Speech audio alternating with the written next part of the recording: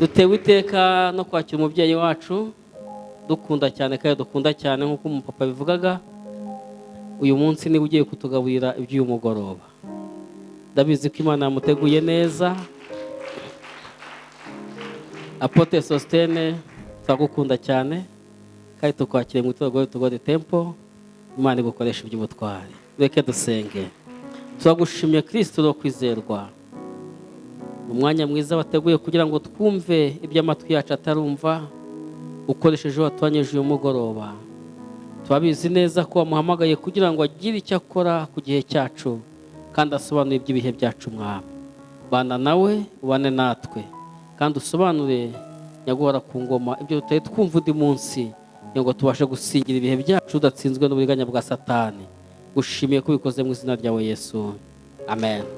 Mugubwe neza, twumve ijambo ry'Imana.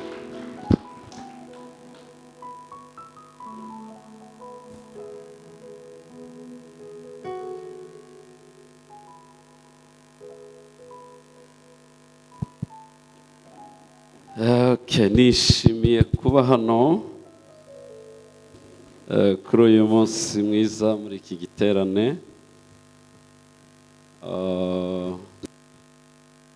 Iki giterane cyanyu natangiye kukibamo muri 2016 gutyo ngire ngo cyabereye hanze, nibo bwari ubwa mbere nari ngeze aha.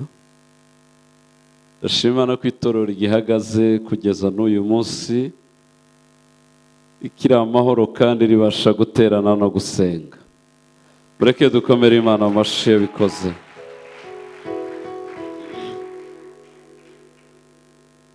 Ndashimira ubuyobozi bw'itorero. Mikoro ntuyimanura bagutenge rwose. Nawe ari wowe rwose.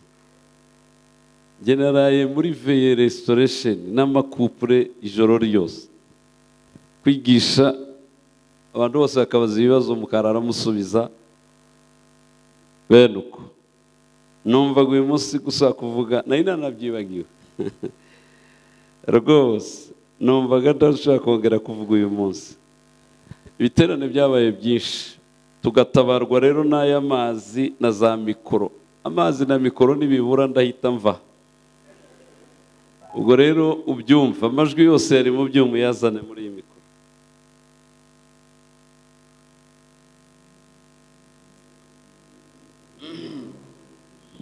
Ngiye kubaganiriza umwanya Imana impaye utari munini kuko n'ejo tuzaganira rwose. Ejo tuzaza gusoza igiterane, buri muntu wese atahana igiseke ciwe.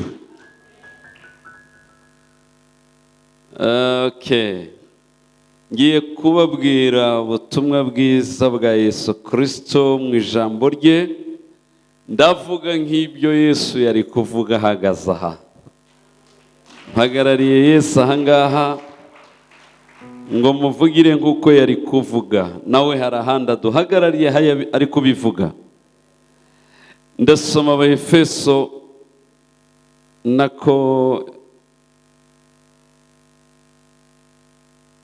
ntarajya mu Baefeso, reka njye mu Bakorinto.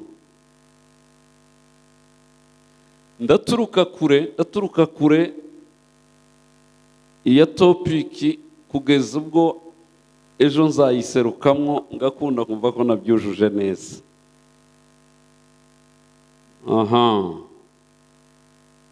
Abakorinto ba kabiri 3 n'umurongo wa nyuma 18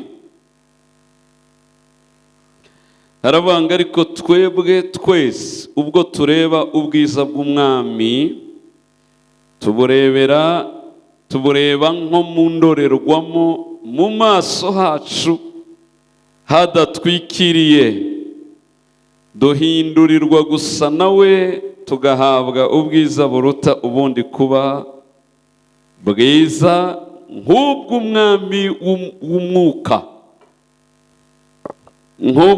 w'Umwuka. Abaefeso 2 ku murongo wa 10 haravuga ngo kuko turi abo yaremye ituremeye imirimo myiza muri Kristo Yesu, iyo Imana yiteguriye kera kugira ngo tuyigenderemo. Abari aha nibavuge ngo haleluya.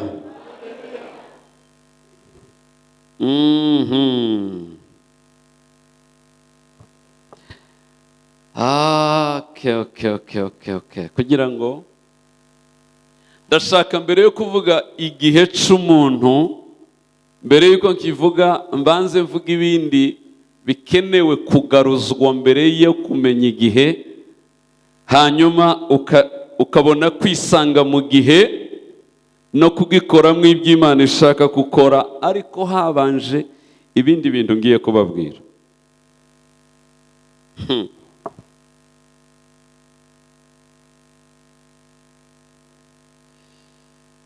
Reka mbabwire kugaruza ibihe byadutakaye, kugaruza ibihe byaducitse, kugaruza ibyagucitse, kugaruza ibintu watakaje, kugaruza. Impamvu mbivuga ni iki? Ubutumwa bwiza bwa Yesu Kristo buriho ku mpamvu imwe. Yesu yazanywe no kugira ngo atugarurire ibyo twatakaje byose, kugira ngo ibyatakaye bigaruke,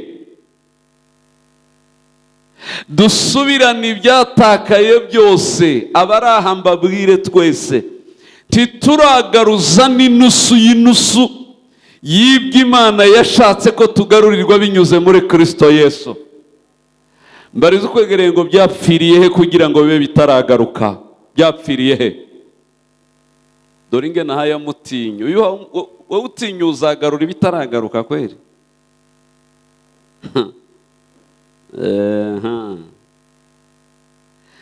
Icyo ndacibaza buri gihe, byapfiriye he? Habuze iki kugira ngo bigaruke? Kandi Imana yarabitugaruriye muri Kristo Yesu.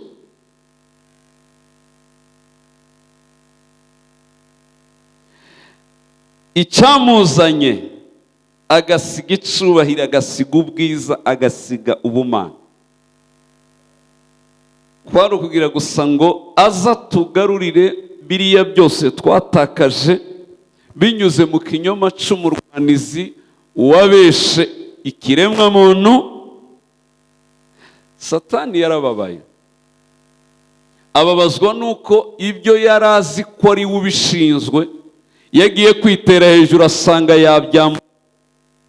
Noneho ibyo yari ashinzwe n'ibyo yari yararazwe byose Imana itira bifata hatavuyemo na kimwe, ibiraga ikiremwa citwa umuntu aba ari cyo kibihabwa.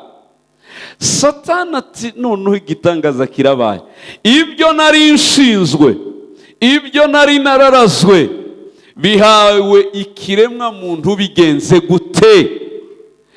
Satani aravuga ngo nzarwana hasi hejuru kugeza ubwo nzabimwambura nawe akabitakaza. Niyo ntambara yabayeho mu isi idasanzwe ikomeye, ni intambara ya Satani kuyigarura ngo arebe ko ibyahawe umuntu yabimwambura bose bakabibura. Ndavuga mpagaze imbere y'Imana mu rusengero ngo biragatsindwa ntituzabibura. Iby'Imana yavuze byose tuzagira gute? Tuzabigaruza. Subiramo ngo biragaruka. Haleluya, haleluya. Nimwihanurira biraba mu izina rya Yesu. Ngewe ndi umuhanuzi, mu mpano Imana yambaye iba mu za mbere rwose. Umunsi wa mbere numva Imana ivuga, nimba ari muri 90, numvishe ivugana nanjye, yahise imbwira ngo nguhaye impano yo kumenya ibihishwe. Naho byahise bitangirira. Ariko mbabwira amakuru, naje gusanga ubuhanuzi buruta ubundi ni ubuhanuzi bwa nyirabwo yihanurira wenyine. Izo ndimi mwahawe, izo ni inganda zirema ibitabaho. Akanwa kayo gahishwemo ibintu bikomeye, mwivugaho mwiyaturaho, isi y'umwuka ikabisohoza. Nimumvugire ngo haleluya.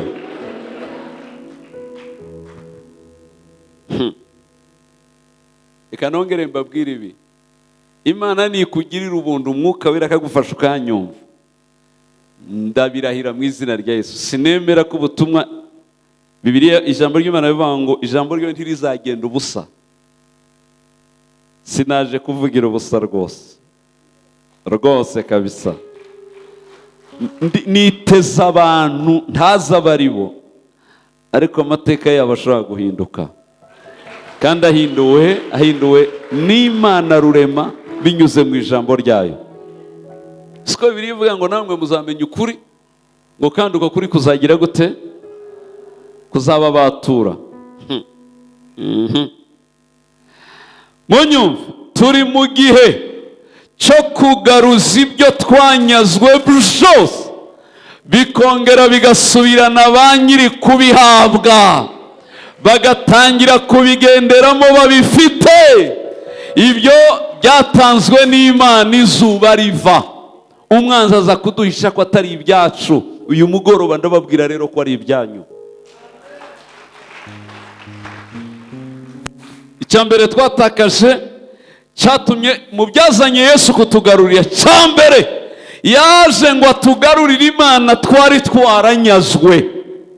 Imana yahoze ari iyacu, natwe twavutse nako nari mvuze ngo twavutse, twaremwe turabayo, nayo ari iyacu we.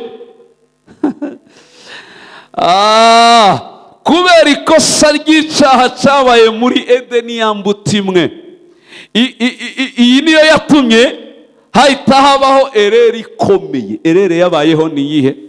Yatumye dupfusha batwebwe baremwe, hatangira kugaragara batwebwe bavutse. Muranyumva neza? Nono abaremwe bakurwaho, hatangira kugaragara gusa bavutse. Imana nono birayishobera. Ubumana bwose bukorana n'abaremwe, ntibukorana n'abavutse. Mu byazanye Yesu. Mana mfasha abanyarwanda bene wacu banyumve mu izina rya Yesu. Nimunyumve mwakabyara. Nimunyumve mwakabyara. Okay. Icyazanye Yesu ni ukugira ngo aba bantu yagarutse kugira ngo dupfushe abavutse, hongere hagaruke abaremwe.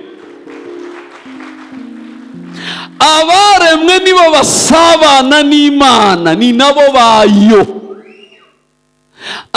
Nibo babitse ishusho yayo, nibo banagira imbaraga zayo, nibo banumva ijwi ryayo, nibo banaragwa ibyayo.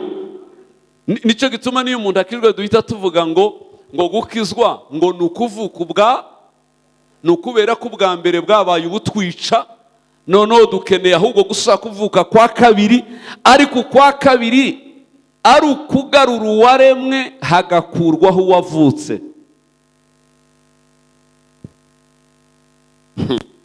Reka kubwira, iyo abantu bose bagisa n'abavutse, biragoye kugira ngo uzagere ku birenze iby'abo iwanyu bagezeho, kuko ntubaruta kandi ufite imbaraga ziwabo n'imiterere yaho gusa. Biragoye kugira ngo wigobotore, kuko wewe wuzuye karagita na kamere zaho uvuka. Ariko iyo dutakaje abavutse tukagarura uriya waremwe, duhita twambara karagitere y'Imana, tugapfusha abadata, ababino binaha igapfa, tugasubirana iya data waturemye, tugatangira kuba ibiremwa bifite imbaraga, byakira imirage n'imbaraga zose z'iby'Imana yavuze. Bera ikiganza ukwegera uvuga ngo Imana ishimwe ko wowe wavutse agiye kuvaho, hakagaruka wowe waremwe. Yes, ndasenga ngo hahishuka abaremwe, abavutse banyikire mu baremwe. Nimumvugire ngo haleluya.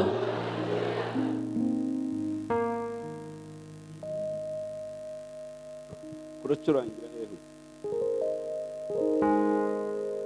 Ngahe haririmbire numve ko hashobora nawe.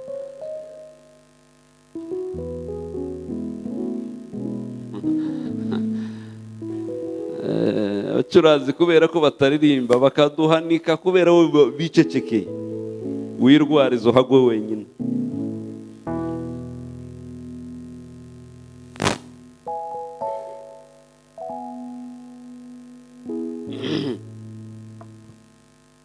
Iyo hari bingoye heriya hina numva ijwi ryo mukunzi rimbwira ngo nduwiwe nawe nuwanjye. Tayo numva piano aranzi nanjye kubimenya we, kubimenya nibwo buzima. Bisa shiramo n'itapi n'imbibamo.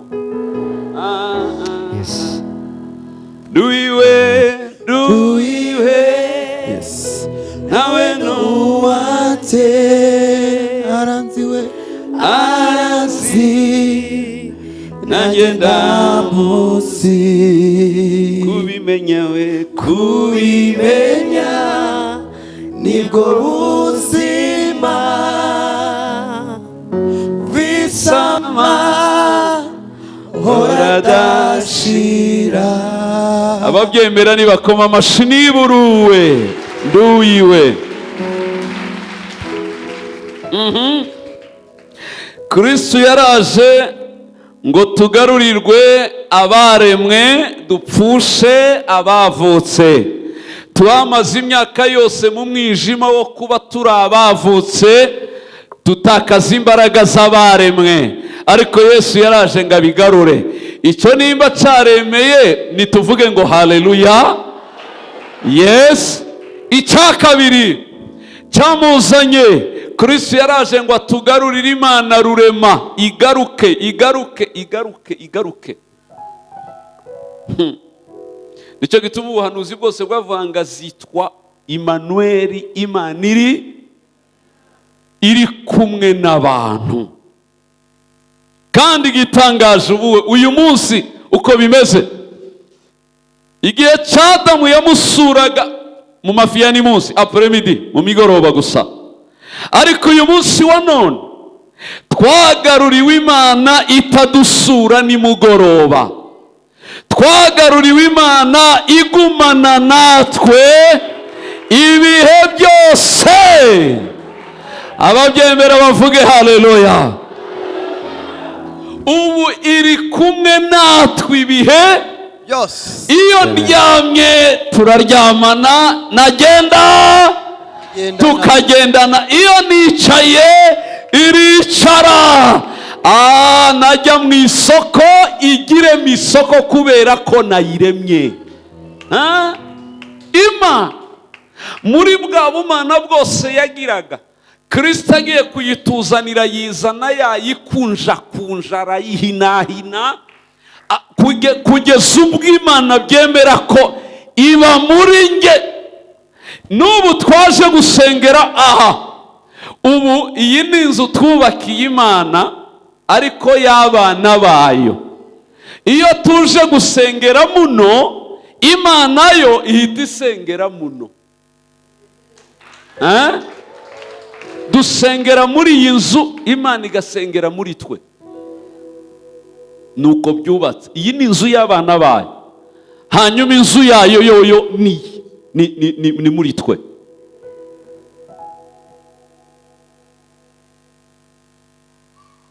Yagarutse kugira ngo tugarurire ubumana twatakaje, bwongere butugarukemo bwose.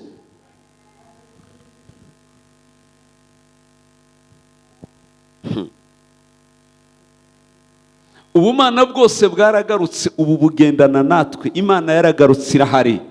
Dore rero ikintu kintangaza, ndibaza iyo ngenda no mu muhanda, ni gute abantu bagaruriwe Imana bafite Imana tumere uko tumeze, dusa uko dusa, tubura imbaraga kandi nyiri imbaraga zose twaramuhawe ari muri twe. Pawulo asengera Abaefeso ngo ndasenga Imana y'Umwami wacu Yesu Kristo ngihwejesha amaso y'imitima yayo, ahumuke mumenye ibyo mwiringizwa niyabahamagaye, ngo mumenye n'ubwinshi bw'imbaraga zayo izihamwe twabizera ngo zidukoreramo. Ibi bintu birasaba guhumuka. Uko uhumutse niko bihabwa, niko bigarurirwa. Subira mbere ikiganza ukwegereye ngo turi mu gihe cyo kugarura ibyatakaye. Turi mu gihe cyo kugarura ibyatakaye. Twari twaratakaje Imana, yaragarutse. Icyo mukivivure mu bitabo byanyu, mwandike ngo Imana yaragarutse. Icya kabiri, twari twaratakaje umuntu waremwe, dusigarana umuntu wavutse. None uyu munsi abari aha benshi ndabihamya, nge napfushije uwavutse, ubu hasigaye uwaremwe. Ukanamugire nimba ari we so, uwo yarapfuye. Papa yitwa Bernard, nsa ngenda muhanda akavuga ngo uwa Bernard ntakiriho, ubu hariho uw'Imana Data Rurema, ni uriho.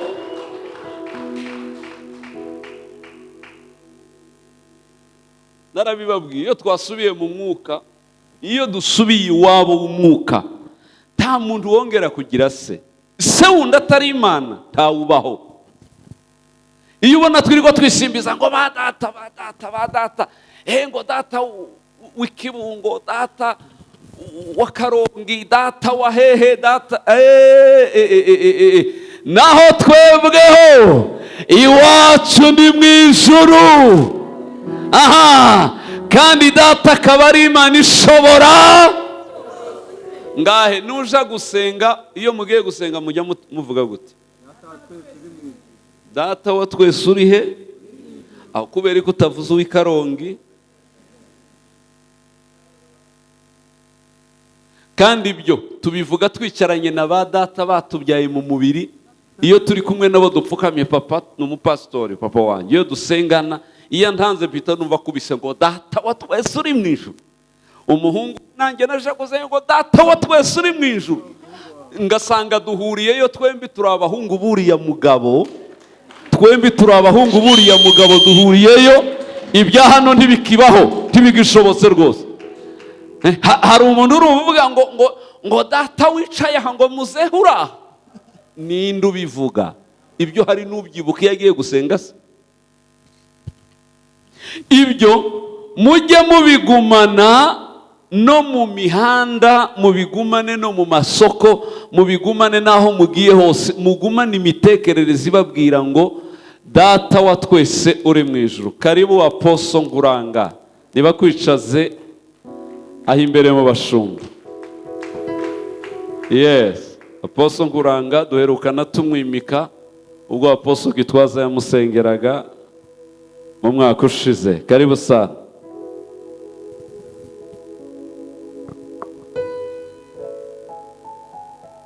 Akorera i Remera, niba mutahazi ubwo ndamuvuze ndamurangije.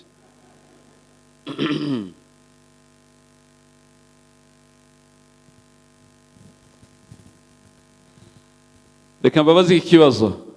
Wiciye mu gicuku kumva ko umuntu arakubaje ngo iso ninde? Dore aho namenyeye ko dufite ibibazo, twacanganyikiwe, ibintu byacitse. Mwese basanze nijoro mu gicuku mugiye ngo papa iso ninde? Uzi kumwe yitabanikana mugire, undi ni Yohana, undi ni Mariko, undi ni Mana yanjye, Mana yanjye. Turabana b'Imana isumba byose. Ndavuga kugaruza ibyatakaye. Twagaruriwe, Kristo yaraje ngo atugarurire babandi baremwe, adukuremo babandi bavutse. Icya kabiri, Kristo yaraje ngo atugarurire Imana Rurema. Noneho ntidusure mu mafiya ni munsi, ahubwo ihorane natwe ibihe byose.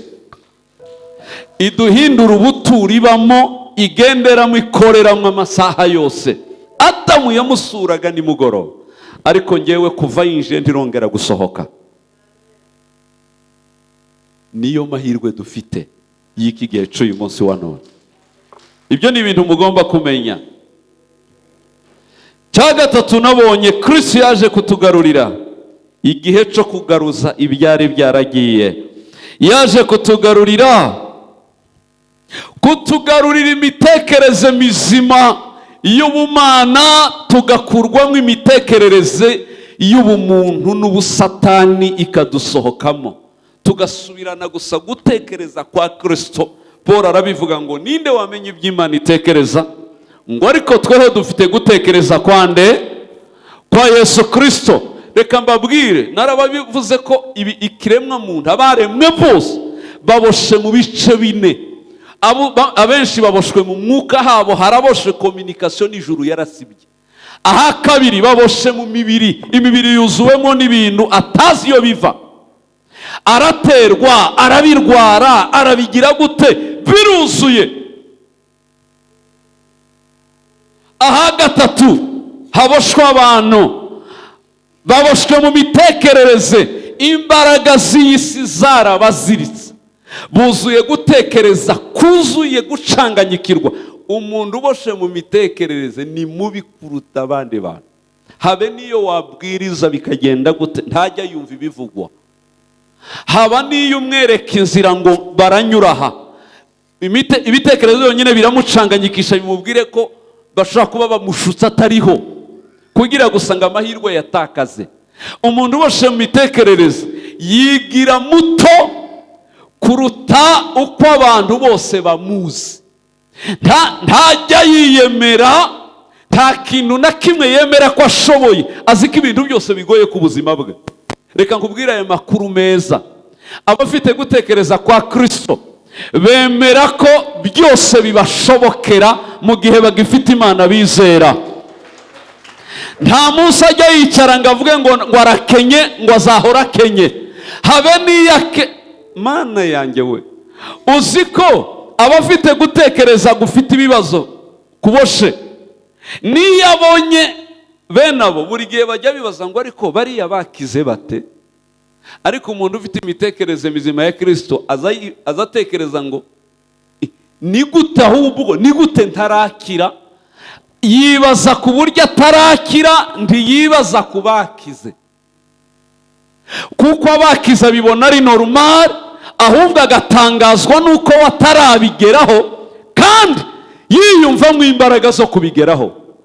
Izo mbaraga zirava, tuzivoma mu Mana, nta handi ziva.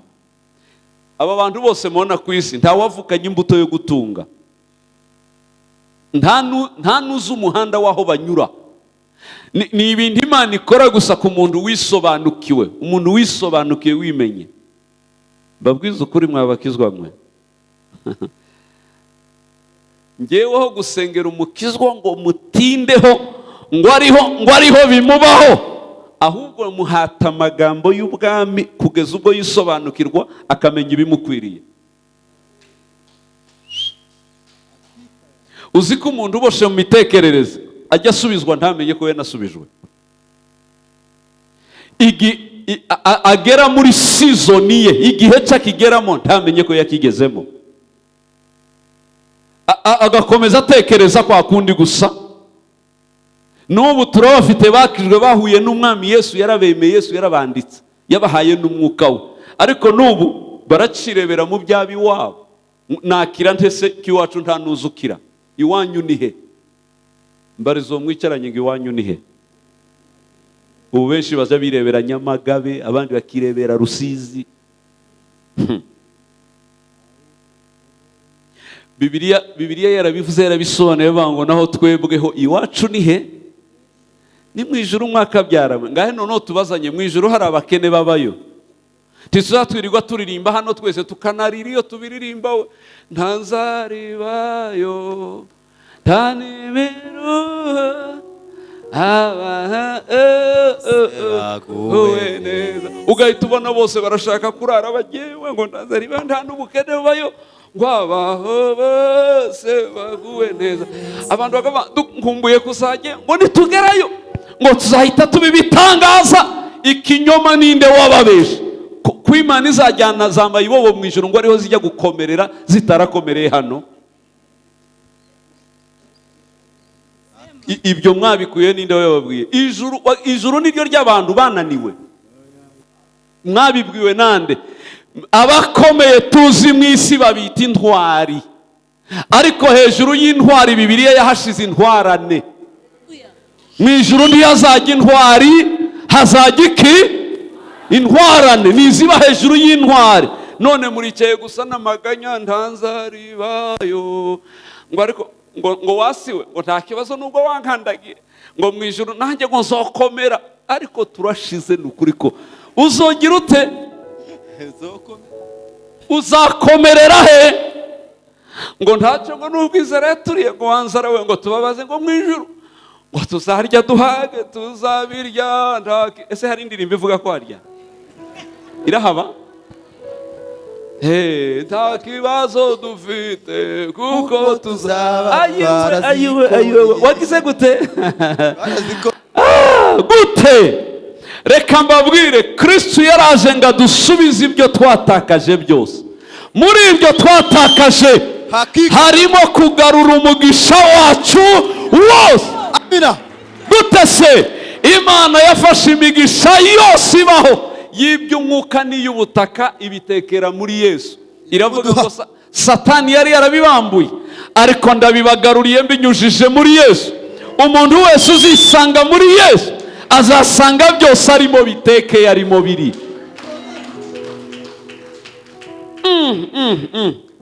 Ikindi kijya kinantangaza, ni gute mwemera ko kujya mu ijuru byoroshe ariko kumva ko gutera imbere mukumva ko bidashoboka? Hagoye iki muri ibi byombi? Kujya mu ijuru birahenze, bifite formule zitanazwi. Amana, ariko ni gute mubyizerera mukananirwa kwizera guhindura isi no kuba mu buzima bwahindutse ngo buhinduke? Ikindi kijya kintangaza, mujya mubirimba baririmbira, ariko uyu muhungu uhagarara sha wicare mvuye hano nintaha wicare nindara hano uraruhagaze. Yafashe imigisha yose, imigisha yo mu bumana, ibumbira muri Yesu iramuduha. Ibyo ntitubyumva? Imigisha yose Imana irayifata, iravuga ngo mwambuwe agaciro ko kuyobora isi no kuyitegeka, mwambuwe umugisha. Imana reka mbabwire amakuru rero. Imana yaremye umuntu ngo irangize imutereka muri Edeni. Baravuga ngo Edeni niho yari santarare, biro santarare y'imigisha yose ari iva mu ijuru ari niyo mu isi. Inzuzi zitemba zuzuye, nta micanga yazibagamo, imicanga yari inzahabu gusa. Amabuye yose yari ayigose, yarakaga yose, yari amakoruta, yari za oro, yari ibintu bene ibyo. Imana ibigotesha nde?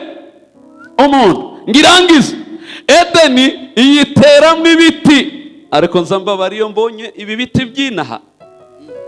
Mana ndebera nk'ibi byose nta rubuto na rumwe bigira, biragaramye hano gusa imbere yacu tuyivivi. Mana we, ibindi Imana yari yarabiremye habe ibi byambuwe imbuto. Nikosa rya Eva muri Edeni, atarakora ikosa. Igiti cyose cyo ku isi cyose cyari cyararemanywe imbuto ziribwa ziryoshe. Ni ukuvuga ngo Adamu yaramyaga Imana, yamara kuramya ikamubwira ngo hindukira urye izi inyuma zireze. Mbabwire andi makuru, ariko Mana yanjye, ibi biryo byose muzamubona, reka mbabwire, ibyo mudatunze, buriya ibyo utunze biragutunze, buriya ibyo wambaye biba bikwambaye, buriya ibikubereye uba wabibereye. Kandi uko ubyishimira kubihabwa ni nako byishimira ko nabyo biguhabwa. Kuko agaciro, hari ibigira agaciro kadasanzwe kubera ko wabigize, hari n'ibikujyaho bikamenyekana kubera ko babikumenyeyeho. Aha, ubu rero ibi biryo byose mubona biba mu isi, ariko mana yanjye, reka mbwirire ukwegereye ngo isi ntabwo twayiremewe, ariko yo yaraturemewe, sibyo? Twumvikane neza, isi ntabwo turi abayo, irabizi ayo makuru, irayazi. Isi ntabwo turi abayo, ariko yo ni iyacu. Aha, no, ikindi gitangaza, impamvu z'isi kubaho, isi yabeshejweho n'uko Imana yiremeye abantu bagiye kuzayituraho. Impamvu zayo zo kubaho z'isi ni twe, ariko twe ntituri impamvu zayo zo kubaho. Hanyuma rero, isi n'ibiyiriho byose Imana yabihaye itegeko yuko gusa bihinduka iby'umuntu, bihinduka iby'ikiremwa cyitwa umuntu. Ngirangiza iravuga ngo wasiwe umeze ibimera byose kandi biribwa. Imana ngirangize muri ibiryo byose, ibiryo mu isi bigira itegeko rimwe. Imana yabihaye itegeko rimwe ngo muze mwera vuba kandi mwerere rimwe, babarye vuba.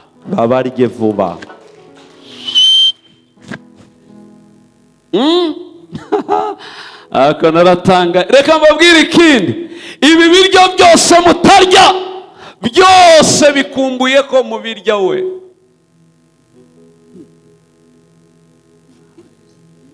Nimushaka mubyemere byose.